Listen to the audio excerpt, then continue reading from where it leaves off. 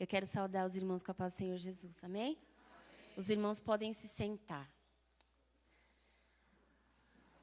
Abra a sua Bíblia no livro do profeta Ezequiel, capítulo 13. Nós vamos ler os versículos 10 e 11. Ezequiel 13, os versículos 10 e 11. Irmãos, eu estou muito feliz com o Senhor, pela vida de cada um de nós que estamos aqui. Algumas vezes durante esse trabalho nós já ouvimos, né? Que apesar do pequeno número de pessoas, apesar das cadeiras que estão vazias, a presença do Senhor está aqui. E isso me deixa muito feliz, porque mesmo contrariando as nossas expectativas de uma igreja cheia, de todos os nossos irmãos aqui diante de nós, eu acredito que ninguém que entra na presença do Senhor sai de mãos vazias, independente da circunstância. Eu creio que mesmo com as nossas expectativas contrariadas, nenhum de nós vamos sair daqui da mesma maneira que nós entramos. Por quê? Porque a Raquel que está falando? Não. Porque Jesus ele é maravilhoso e ninguém que passa por ele permanece igual. Ninguém que se dispõe a deixar as coisas, deixar os afazeres, ninguém que se dispõe para adorar a ele, entra na presença dele e sai da mesma forma, Adriana. Então, nós somos privilegiados e é por isso que meu coração está especialmente feliz nesta noite. Porque a porção que o Senhor preparou é para cada um de nós que estamos aqui. Amém? Vamos ler. Lá no livro de Ezequiel, capítulo 13, versículos 10 e 11. Irmãos, a versão que eu vou ler aqui ela é um pouquinho diferente, eu acredito que a maioria das Bíblias dos irmãos. Mas não é nada que vá prejudicar o entendimento. Amém?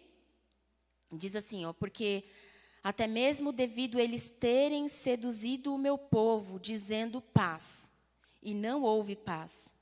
E este edifica uma parede, e eis que outros fizeram o seu reboco com argamassa e lodo. Dize aqueles que fazem o reboco com argamassa e lodo, que ele cairá.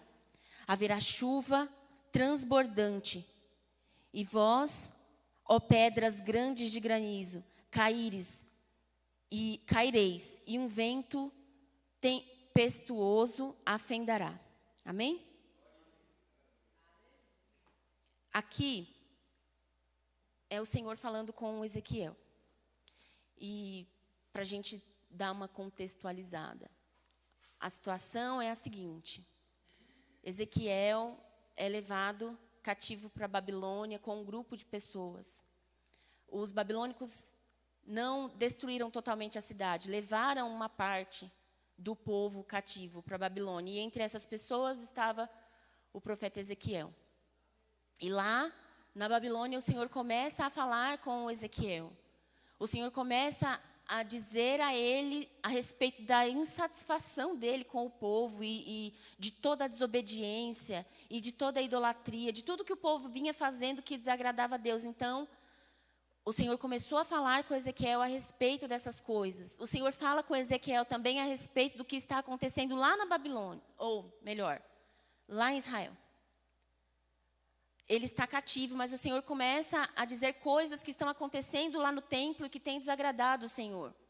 O templo tem sido utilizado para adoração de outros deuses, para práticas pagãs, e aquilo tem deixado verdadeiramente o Senhor enojado, tem deixado o Senhor irritado, irado com o povo de Deus. E o Senhor começa a falar a respeito dessas coisas com Ezequiel. Aqui, especificamente falando, ele está falando dos falsos profetas, de pessoas que dizem que está tudo bem, o povo está cativo na Babilônia e nós estamos prestes a ser totalmente destruídos. E o Senhor ele tem falado por meio dos profetas, mas o povo não está muito interessado em ouvir o que o que o Senhor tem dito por meio dos profetas. Está tudo bem.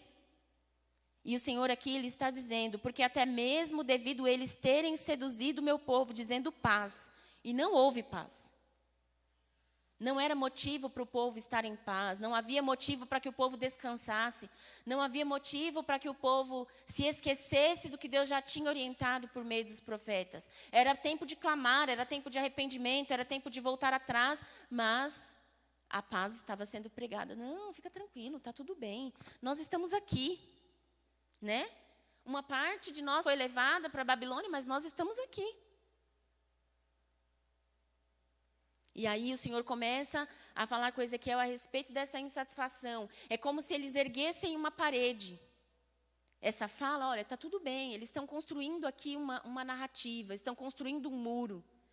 Um constrói, o outro vem e reboca. E o Senhor diz assim, não adianta erguer este muro, não adianta fazer um lindo acabamento nele, porque ele vai cair. Vai vir a chuva, vai vir uma tempestade muito forte e este muro vai cair. Então não adianta sustentar essa narrativa de que está tudo bem. Quando eu olho para o livro de Ezequiel, eu vejo o Senhor usar uma pessoa, usar o profeta para dizer coisas muito ruins para o povo, para alertar o povo de coisas muito ruins. O profeta com certeza soou pessimista. E às vezes eu fico pensando assim, me controlando, sabe? Quando você começa a fazer ali uma autoanálise e fala, nossa, eu preciso mudar um pouco isso em mim. Porque às vezes eu acho que eu sou muito pessimista. Sabe? Talvez os irmãos tenham percebido isso em mim, percebido isso em outros irmãos, percebido isso em alguém que tem oportunidade para ministrar. Nossa, mas é tão pessimista. Mas é porque a nossa natureza humana, ela é o tempo todo inclinada para o pecado. Todo o tempo nós nascemos no pecado. O ser humano tem a tendência natural de se inclinar ao pecado. E a palavra de Deus se opõe a todas essas coisas. Então eu realmente não consigo ter uma visão muito otimista a respeito de mim mesma. Eu não consigo ter uma visão otimista a respeito da igreja. Não consigo. Porque a palavra do Senhor se opõe a quem nós somos. A palavra de Deus confronta quem nós somos. A palavra do Senhor confronta a nossa natureza humana. A palavra de Deus confronta os nossos desejos. A palavra do Senhor requer de nós santidade o tempo todo. Irmãos, nós não somos capazes de ser santos o tempo todo. Não somos. Então, é impossível ter uma visão muito otimista, uma vez que nós sabemos que nós, por nós mesmos, não vamos conseguir. Nós, por nós mesmos, os nossos pensamentos, os nossos desejos, as nossas vontades, nunca vão nos levar àquele lugar da igreja perfeita. Não vão nunca. Nunca irão. É por isso que quando nós temos a oportunidade de sermos ministrados, quando a gente tem a oportunidade de ouvir a palavra de Deus, e aí as pessoas vêm com aquela palavra muito docinha, sabe? Quando você é ministrado de uma maneira assim, que tudo vai dar certo. Tudo vai dar certo. A enfermidade vai ser curada, a porta de emprego vai se abrir. Os relacionamentos serão todos perfeitos. É por isso que a gente precisa filtrar muito bem as coisas que nós ouvimos. Porque o ser humano não é capaz disso. Nós não somos capazes disso. Quando eu ouço uma palavra dura assim, tanto quando eu ouço do Senhor me cobrando particularmente na nossa intimidade, quando Deus usa alguém para trazer aquela palavra dura, sabe? Aquela palavra dura que te magoa, que te machuca, que deixa a gente um pouco irritado, porque deixa, viu?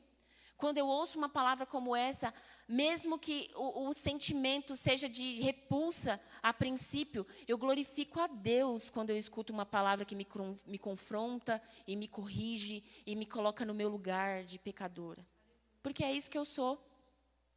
Falha, miserável, pecadora. E o Senhor ali estava usando o profeta dessa forma, de uma forma muito pessimista.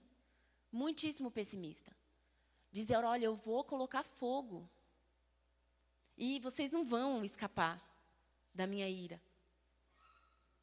porque vocês sabem que vocês devem adorar somente a mim. Mas constantemente vocês se esquecem disso e erguem estátuas para adorarem. E profanam o templo que foi feito para minha adoração, para adorar a outros deuses. Aí às vezes a gente pode pensar, mas não é essa a nossa situação, né? Não é. Olha, nós não temos imagens, nós não temos estátuas, nós não cultuamos outros deuses. Mas é muito fácil da gente se curvar diante de nós mesmos. O problema de Israel naquele tempo era a idolatria, eram as falsas crenças, eram os falsos profetas, que no nosso tempo também tem falso profeta, mas hoje a nossa grande dificuldade é não nos curvar diante de nós mesmos, então não faz muita diferença. Porque é muito difícil abrir mão dos nossos sonhos, muitas vezes. É muito difícil você negar uma ideia, é muito difícil você negar uma proposta, uma ideologia, porque você vai ser rechaçado, porque você vai ser criticado, porque você vai ser excluído. É difícil a gente não ceder a essas coisas, porque ninguém quer ser excluído, a gente quer fazer parte.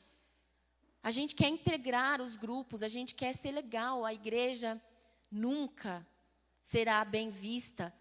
A igreja de Cristo, verdadeira, genuína, que prega o evangelho verdadeiro e genuíno, nunca será bem visto pelo mundo. Então a gente tem que estar preparado para essas coisas. É por isso que não dá para ser muito otimista. Nós temos todos os dias que lutar contra a nossa natureza. Nós temos todos os dias que lutar contra nós mesmos. E é muito difícil porque isso está enraizado em nós desde o útero, desde quando o Senhor nos formou. A nossa natureza é essa. Irmãos, veja bem, às vezes a gente fala, não, os problemas só começam quando a gente é adulto e a gente começa... Não. Nós fomos formados em pecado. Existe, por exemplo, um transtorno um transtorno de personalidade, que é chamado de antissocial. Transtorno de personalidade antissocial. Que ele é diagnosticado somente em adultos. Mas que os efeitos, os sintomas, ele aparece quando é uma criança. Esse transtorno é o que era chamado antigamente de sociopatia, os irmãos sabem? Por questões éticas, os nomes vão mudando. E aí hoje é chamado de transtorno de personalidade antissocial. É um transtorno muito grave. O adulto diagnosticado com esse transtorno, ele é alguém que tem dificuldades de reconhecer o direito do outro. Ele extrapola o tempo todo os direitos do outro e ele não se sente incomodado com isso.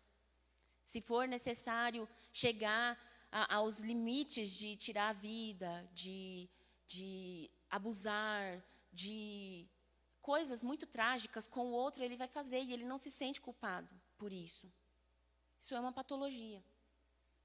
Só vai ser diagnosticado quando esse indivíduo é um adulto. Mas é possível perceber os traços disso quando ainda é criança. Você entende que não é simplesmente, foram as circunstâncias. Não, isso está enraizado em nós. Claro que, como patologia, não. São algumas pessoas que têm um diagnóstico. Mas o fato é que o mal está dentro de nós o tempo todo. E nós não podemos aceitar aquela palavra que diz que você pode tudo, que você vai conseguir tudo o que você quiser. Não podemos. Porque o convite do Senhor é: toma a sua cruz e siga-me. É sofrer enquanto nós estivermos aqui. É chorar enquanto nós estivermos aqui. E glória a Deus por isso. Glória a Deus por isso, porque isso é o que manifesta a glória dele em nós. Nós servimos para isso, nós fomos criados para isso, para que a glória de Deus se manifestasse. Nós vivemos e viemos aqui, adentramos por essas portas, para que a glória de Deus se manifeste em nós. O Senhor passa todo estes capítulos aqui em Ezequiel, trazendo palavras duras e dizendo que ele vai punir o pecado, e dizendo que esse povo é ingrato, e dizendo, mas lá na frente, lá no final, ele vai mostrar toda a glória dele. Eu permiti que vocês fossem cativos, eu permiti que vocês, vou permitir que tudo seja destruído, que o templo seja destruído, para que eu manifeste futuramente a minha glória. O Senhor fala de coisas maravilhosas que aconteceram ainda aqui no tempo de Ezequiel, mas o Senhor fala de coisas que ainda irão acontecer. O Senhor dá visões para Ezequiel de coisas que nós ainda vamos viver, de uma glória manifesta quando o Filho do Homem voltar para nos buscar. O Senhor fala de maneira dura. Ele diz: aquele que te ouvir, este será poupado. O pecador que te ouvir e se arrepender, este será poupado, Ezequiel. Mas aquele que te ouvir e não der importância para as tuas palavras, esse será condenado, sem choro nem vela.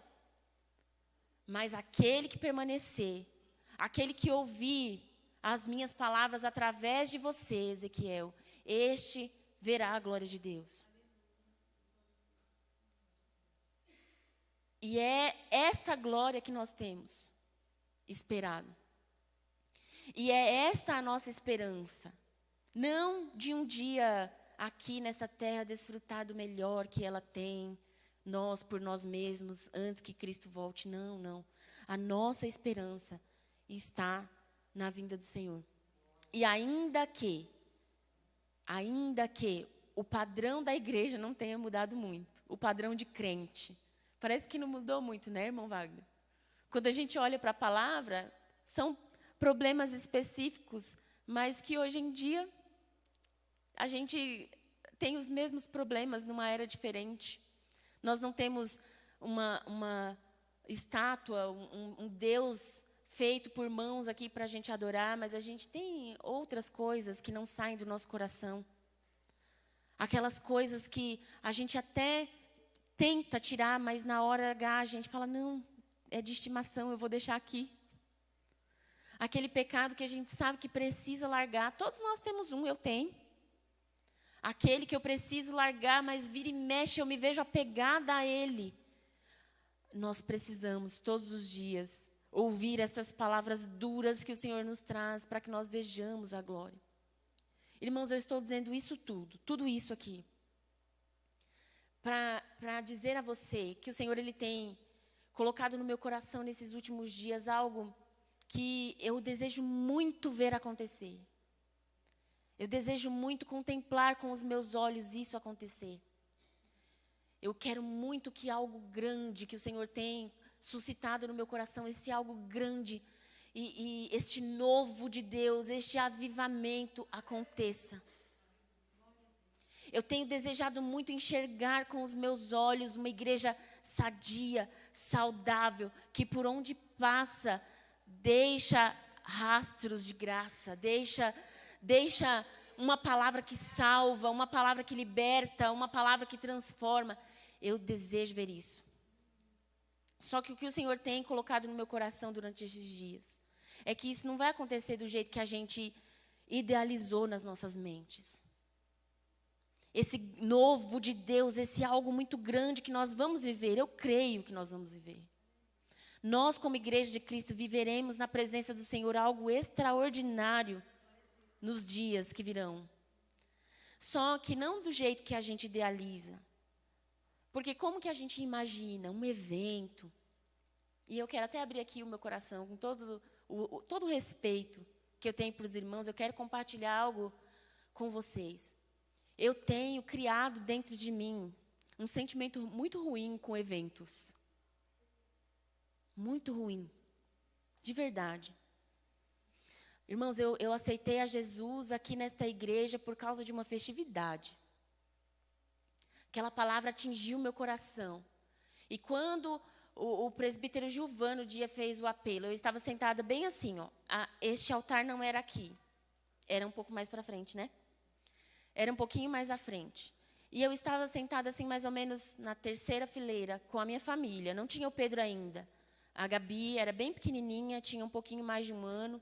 O meu esposo e eu. Nós estávamos sentados ali, ó, mais ou menos na terceira fileira. E aquela palavra entrou como flecha no meu coração. De uma maneira que eu falei: como eu nunca fui tocada pela palavra dessa forma? Como que Eu não nasci num berço evangélico, mas eu sempre fui cristã. E como que eu nunca prestei atenção na grandiosidade que é esta palavra? Na ferramenta maravilhosa que é essa palavra. E quando o presbítero Gilvan fez o apelo, eu não sei nem como eu cheguei no altar. Os irmãos já choraram tanto que as vistas ficam turvas e você não consegue enxergar? As minhas vistas estavam muito turvas de tanto que eu chorava. E eu não sei como eu cheguei aqui no altar. E eu não combinei nada com o meu esposo. Eu vou aceitar Jesus hoje. Eu simplesmente vim. E aí, de repente, quando eu abri os olhos, o meu esposo já estava do meu lado. E foi num evento assim. Sabe? Só que hoje, eu não consigo entender o que está havendo com a igreja. Sabe? Por que que o evento, tem tão mais valor do que aquilo que Deus pode fazer? Entendam, eu não estou sendo ingrata, porque eu fui tocada pelo Senhor e eu tomei uma decisão muito importante na minha vida numa festividade, assim, por causa de uma festividade. Mas o que tem acontecido com a igreja? O que tem acontecido com a nossa igreja? Por que que louvores bem executados, um pregador de fora, grupos de fora, têm mais valor do que aquilo que Deus pode fazer? Por que que uma estrutura... Hoje, por exemplo, irmãos, nós temos que ser sinceros, né? Quando a gente chega na igreja para cultuar a Deus e que a gente vê que não tem ninguém ali, não dá uma tristeza? Não dá? Dá uma tristezinha, assim. A gente sabe que a gente veio aqui para adorar a Deus. Mas é que o costume de ter um teclado, o costume de ter um violão, o costume de ter... os músicos, o costume... Para as irmãs não faz muita diferença, né? Por causa do playback. Mas não dá uma coisa assim... Por que que isso tem mais valor para mim do que a presença do Senhor que já está aqui? Por que que a gente dá tanta importância para essas coisas que, sinceramente falando, se a gente não começar a desconstruir, se a gente não começar a voltar aqui, para a palavra, entender o que de fato é culto, nós corremos risco de, naquele grande dia, o Senhor olhar para nós e falar assim, ok, vocês estavam lá para me adorar, mas eu não pedi nada disso. Tem coisas que é a gente que cria. E a gente cria com a melhor das intenções. Tem coisas que a gente faz com a melhor das intenções, para honrar a Deus, para elevar o nome dEle, para que o nome dEle seja salvo. Mas... e se, assim como ele falou com Ezequiel duramente, um dia ele virar para mim e falar assim, eu não pedi nada disso para você. Eu só queria a sua vida derramada diante do meu altar. Eu só queria a sua família na minha presença. Eu só queria que a sua casa fosse um culto. E se o Senhor começar, como falou assim com Ezequiel, como falou com aquele povo, falar assim, eu não pedi essa estrutura para você. Eu não pedi um uniforme. Eu não pedi uma roupa bonita. Eu não pedi um arranjo bem feito. Eu só queria ouvir a sua voz me adorando. Eu só queria ouvir a tua canção dedicada de coração para mim. Eu tenho me perguntado a respeito dessas coisas. E o Senhor tem dito, eu vou fazer na minha igreja. O Senhor ele tem colocado isso no meu coração, irmãos. E é impossível falar sobre isso sem um senso de urgência de que isso aconteça. Não vai acontecer assim num evento. O avivamento que o Senhor tem nos prometido, uma igreja restaurada da maneira que o Senhor tem nos prometido, uma igreja sadia, que vai de fato levar a graça, que vai falar de salvação, que vai fazer com que pessoas se convertam a Cristo, não vai acontecer dessa forma. Os irmãos, os mais chegados, eles sabem, a gente sempre conversa a respeito disso. Eu creio num avivamento que vai nascer na sala da minha casa. Na sala da sua casa, Adriana. Eu não vou estar lá para ver. O pastor não vai estar lá para ver. O pastor não vai estar lá para sentir a presença de Deus forte na sua casa, Jace. Mas nós vamos ser tão cheios dentro da nossa casa. Nós vamos ser tão cheios do Espírito Santo dentro da nossa casa, na nossa sala, com os nossos filhos. Tão cheios, que vai ser impossível adentrar por aquelas portas e algo incrível não acontecer. Você entende? É o contrário. É o oposto do que nós temos buscado. Às vezes, se perguntarem para você assim, ó, por que você vem na igreja? Para buscar a presença de Deus. Não, não. A presença de Deus a gente busca no secreto. A presença de Deus a gente busca no dia a dia. O que a gente vem fazer aqui é elevar um trono para Ele. É só isso. O que a gente vem fazer quando a gente sai da nossa casa é erguer um trono para o Senhor, de adoração, e elevar este trono no mais alto dos céus. Porque a presença verdadeira nós vamos experimentar na nossa casa. Sem um microfone. Sem uma estrutura. O meu desejo é esse. É que filhos ministrem a vida dos pais. Sabe? Que os filhos sejam cheios do Espírito Santo. Ah, mas que idade de filhos? Todos. Todos os filhos, do mais novo ao mais velho. Que eles sejam tão cheios do Espírito Santo ao ponto de ministrarem a vida dos pais e de edificarem a vida dos pais para a honra e glória do Senhor. Eu creio nisso. Eu creio nisso, porque se a gente continuar buscando de trás para frente, se a gente continuar fazendo as coisas invertido, vindo na igreja para buscar a presença de Deus, vindo na igreja para... Não, irmãos, não. Não. A presença de Deus tem que ser real nas nossas casas, nos nossos lares. E isso é um verdadeiro avivamento. Os nossos filhos só viverão isso se nós, pais, estivermos comprometidos com isso. Que o desejo das nossas almas seja edificar a vida dos nossos filhos e torná-los homens e mulheres de Deus. Torná-los cheios do Espírito Santo para que eles cheguem na escola e não sejam, não tenham a fé roubada. Para que eles cheguem nas universidades convictos da fé que eles têm. Para que eles cheguem no mercado de trabalho convictos de que ali não é somente lugar de ganhar dinheiro, mas é lugar de ganhar alma também. Que a gente tem que ser crente, antes de ser crente aqui na igreja, nós temos que ser crente lá no nosso trabalho. E essa consciência só é adquirida dentro de uma família que busca constantemente a presença do Senhor. Sabe por que a gente tem tanto problema de relacionamento na igreja? Sabe por que a gente tem tanto problema de relacionamento dentro da igreja? Porque a gente quer fazer as coisas assim, de trás para frente. Se eu não ensinar para o meu filho que aqui é lugar de reverência, se eu não ensinar para o meu filho que ele sai de casa e entra aqui neste lugar para, do jeito dele, render a adoração ao Senhor, eu vou arrumar um problema para o líder dele. Se eu não ensinar para o meu filho que aqui não é lugar simplesmente de fazer amizade, nós somos agraciados, claro.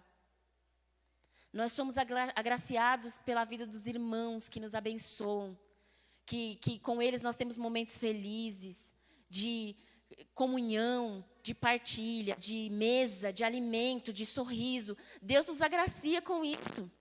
Mas se eu não ensinar para o meu filho que isso não é o suficiente, se eu não ensinar para os meus filhos que esta não é esse não é o cerne da coisa, que isso não é o ponto focal de ser igreja, se eu não ensinar isso para o meu filho, eu só vou estar arrumando um problema para o líder dele. Porque não é papel do líder ensinar o meu filho a ter reverência, não é papel do líder ensinar que eu venho aqui para adorar a Deus. É nosso papel. Pais, mães, avós, nós somos responsáveis por formar adoradores. Não é responsabilidade do nosso pastor. Não é responsabilidade dos obreiros. Olha só como isso nos coloca num patamar de, não vou dizer acima, mas num patamar muito importante. Olha como isso é importante mais do que um título. Aquilo que o Senhor nos entregou é muito mais importante do que um título de pastor. É muito mais importante do que um título de obreiro. É muito mais importante do que um título de pregador. É muito mais importante. Porque é da sala da minha casa que vai sair a igreja. É na sala da minha casa que nós vamos formar verdadeiros adoradores. É na sala da nossa casa que nós teremos as melhores experiências com o Senhor. É na sala de casa. É no culto em casa. esse deve ser o nosso anseio. É óbvio que é ótimo entrar e a igreja está cheia, a gente sentir aquela presença em comunhão com os irmãos. Mas se isso não começar dentro dos nossos lares, é só comoção o que a gente vem viver aqui. Não é realidade. É só arrepio, é só emoção. E emoção a gente tem até assistindo um filme de romance. Emoção a gente tem até ouvindo uma música com uma letra bonita, bem feita, com uma melodia espetacular. Qual o problema? O problema é que o Senhor é real. E a gente não pode viver de coisas que são volúveis, de coisas que passam. Ele é real. E a salvação que Ele conquistou para nós também é real. Tudo o que o Senhor tem para nós, tudo o que mostrou aos profetas, e que hoje nós vemos aos poucos se cumprirem. Tudo que está aqui, que para eles parecia tão distante de acontecer. Tem coisas aqui que foram escritas há mais de 3.000 anos, né, irmão Wagner? E que eles não viram acontecer. E nós estamos começando a ver algumas coisas acontecerem. Tudo isso, aquelas promessas que foram feitas lá atrás, é para aquele que se arrepende. É para aquele que se reconhece pecador. É para aquele que não tem medo de pedir perdão. Que não tem vergonha de pedir perdão. Nem para Deus, nem para os irmãos. É para aquele que se coloca como pecador diante de Deus e diante dos irmãos. É para aquele que se coloca como miserável, aquele que não tem capacidade de nada diante de Deus e diante dos irmãos. Nós somos miseráveis, mas servimos a um Deus poderosíssimo. E que divide essa glória conosco, que quer reinar conosco. Quando eu digo que Ele divide todas essas coisas conosco, isso aqui que nós estamos experimentando é a manifestação do poder de Deus. Porque você por você mesmo estaria sábado à noite passeando, com certeza. Ou dormindo, ou estudando. Isso aqui é a manifestação da glória de Deus. Isso daqui é algo que é só dele, é um atributo dele que ele divide conosco. Que nós possamos ser gratos todos os dias. E que possamos dar mais valor às palavras duras. Que nós possamos amar quando formos corrigidos. Porque ele diz que ele só corrige quem ele ama. Se ele me corrige a minha conduta, se ele corrige a minha forma de caminhar, se ele tem corrigido a minha forma de me comportar, eu devo me sentir amado. Difícil é se ele parar. Difícil é se eu não ouvir a voz dele mais. Difícil seria se ele me deixasse. Mas até aqui, ele tem caminhado conosco. Que nós possamos dar valor a este amor. E às palavras duras que nos colocam de volta no caminho. As palavras duras, como foi aqui para Ezequiel. Mas que fez com que ele permanecesse, acreditando nas promessas. Amém? Eu quero nessa noite agradecer a minha oportunidade em nome de Jesus. E que verdadeiramente, irmãos, aos poucos, todos os dias, nós possamos ter um novo de Deus, até que esse novo se transborde, até que a nossa cidade reconheça quem Ele é, até que as pessoas que estão afastadas retornem, até que Ele conclua a obra, até que Ele conclua tudo o que Ele tem preparado para nós, até que o reino venha, até que Ele venha, que nós estejamos firmes. Amém? Em nome de Jesus, eu agradeço.